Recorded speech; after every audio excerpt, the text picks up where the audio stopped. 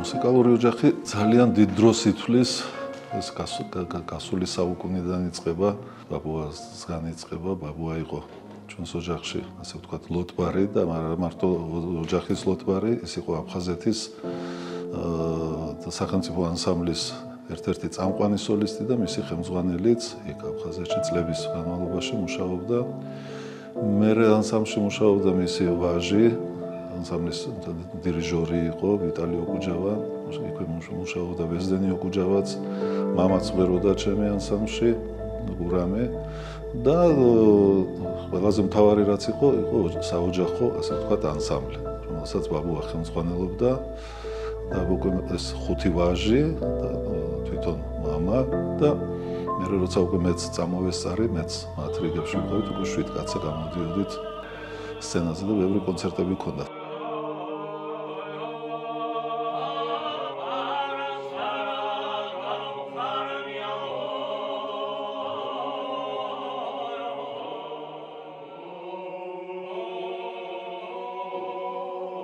დედა ჩემი და მამა ჩემი სამხრეთ ოსეთის სამხელმწიფო ანსამბლში მუშაობდნენ სიმში.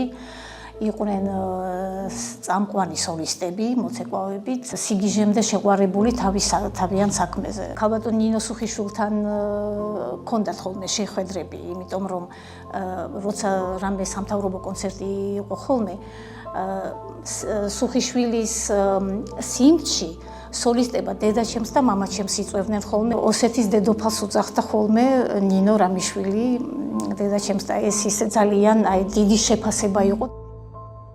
რადგან ცეკვაზე ვარ ვთქვი, ცოტა მორიდებული ბავშვი ვიყავი.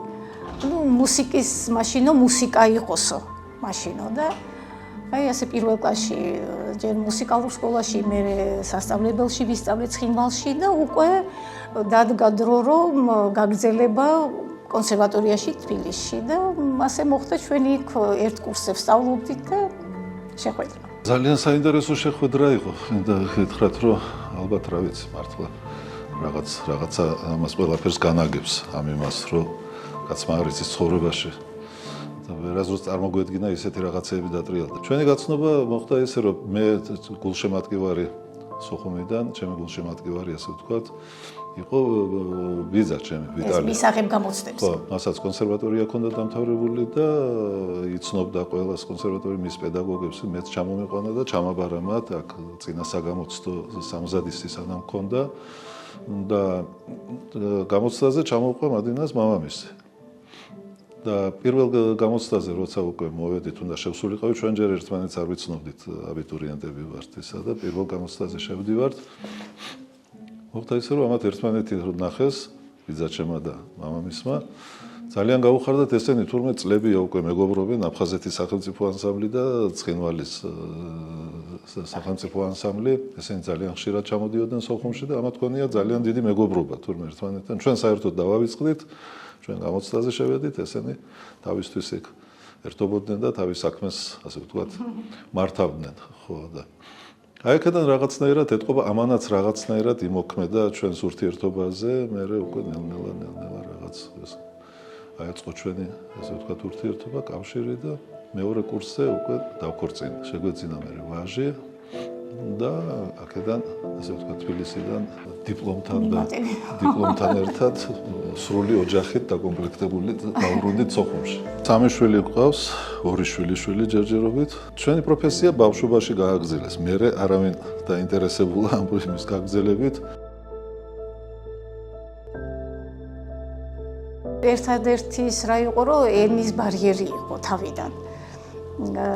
მე არ ვიცოდი ქართული, საერთოდ არ ვიცოდი, ისე რაღაც აგერ-ეგერ სიტყვები მესმოდი. ბებიას იგი მაინც და მაინც არ იცოდნენ ახლა კარგად რუსული და აი მაგათთან ურთიერთობა მიჭირდა, თორე ისე ახლა ცხინვალში იმდენი ქართველები იყო და აი რაღაცა რო გითხრათ, რომ რაღაც განსხვავებული არის წესები და ადატი და იქაც უფროსის უმცროსის პატივისცემა ოსებშიც, ქართველებშიც და აი რაღაცა რო განსხვავებული იყო და ვაიმე როგორ გამიჭირდა არა. ჩვენ სტუდენტობის დროს ცხოვრობდით საერთო საცხოვრებელში, ვაგეში, სტუდქალაქი რო ჭავჭავაძეს.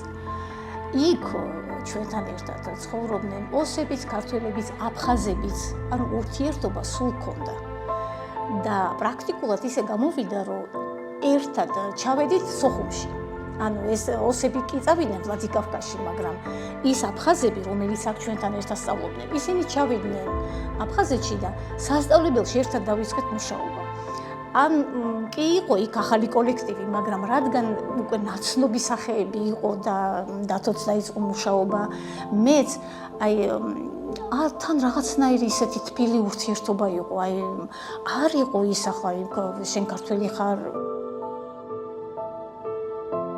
ჩვენ ერთი ქვეყნის შვილები ვართ, სამივე, აფხაზიც, ოსიც, ქართველიც, ჩვენ ერთად უნდა ვიყოთ, როგორც გნიდით, როგორც ვშრომობდით, როგორც ხელჩაკიდებული ვაშენებდით ამ ქვეყანას. ჩვენ აფხაზეთში გავიზარდე, ხო, იქ ვიცი, იქაური წესი, ადათი, ტრადიციები, ყველაფერი, იქაური ხელოვნება, კულტურა, ყველაფერი ამით ვიზრდებოდით და მათთან ერთად ვიზრდებოდით, ეს განსაკუთრებული რაღაცა არაჩვეულებრივი. ძალიან ახლო ჩვენთან, იმიტომ რომ სხვანაირად ვერც იქნება, იმიტომ რომ ჩვენ ვართ ასე შეიძლება ითქვას, რომ ერთი სისხლის ვართ, ერთი გენის მატარებელი ხალხი ვართ ჩვენ აფხაზებთან, ჩვენ ძალიან ახლო ნათესაური ურთიერთობა გვაქვს და ასევე ოსებთან.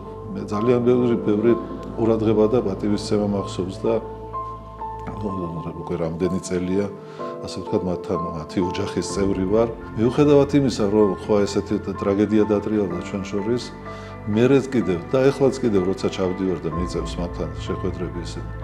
ყოველთვის არიდებს ყველა თავს აი იმის გახსენებას, აი კონფლიქტის გახსენებას, იმ ტრაგიკული დღეების გახსენებას, რაც მოხდა და რაც იყო. ყველა ცდილობს, რომ რაღაცა მაინც იგრძნობა, რაღაცა მაინც ხალხში, უბრალოდ ხალხში იგრძნობა ის იმედი, რომ უნდა ვიყოთ, ერთად უნდა ვიყოთ. სხვანაირად არ იქნება.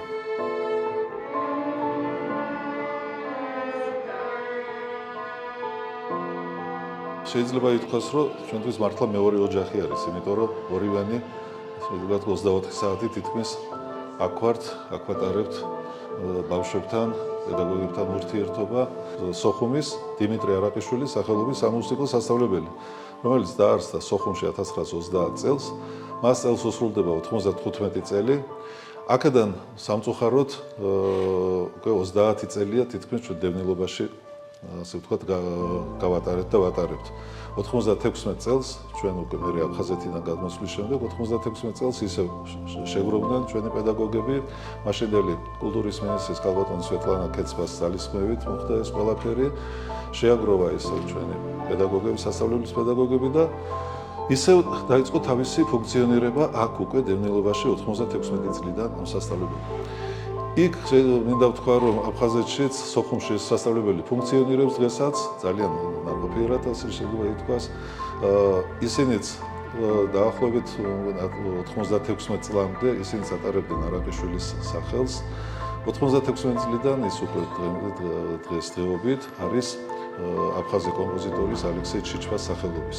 ჩვენ გვაქვს მათთანაც ურთიერთობა, იმიტომ რომ ძალიან ბევრი ჩვენი ყოფილი, ასე ვთქვათ, კურსელები, მერე თანამშრომლები, ვისთანაც ერთად მუშაობდით, ვისთანაც ერთად აქ თბილისში ვსწავლობდით, ძალიან ბევრი არიან, ისინი დღეს იქ სოხუმში მუშაობენ, ჩვენ ურთიერთობა გვაქვს. ყველა აფიშაზე თუ დააკვირდებით, ყველა აფიშაზე ჩვენი სავიზიტო ბარათი არის, ასე უნდა ითქვას და ბავშვებსაც ვეუბნებით. აი ეს არის ის ტაძარი, სადაც თქვენ უნდა დაბრუნდეთ და აქ უნდა ისევ იგალობოთ და აქ უნდა შეასრულოთ ისევ აი ეს სიმღერები, რასაც ჩვენ აქ დღესდღეობით ვაკეთებთ ყველას.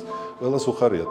მარტო ამისთვისაც ეს სასწავლებელი აკეთებს ძალიან დიდ საქმეს, რომ ეს სახელი არ იკარგება, რომ სოხუმის სამუსიკო სასწავლებელი არსებობს. ამ ბავშვებმა იციან, რომ ისინი არიან სოხუმლები და ისინი არიან სოხუმის სამუსიკო სასწავლებელში. აი ეს უკვე ძალიან მნიშვნელოვანია და იმედია, რომ ყველანი ერთად პედაგოგებთან, მოსწავლეებთან ერთად ამ ტაძარში ჩვენ სულ მალე ვიზეიმებთ მრავალ დღესასწაულებს.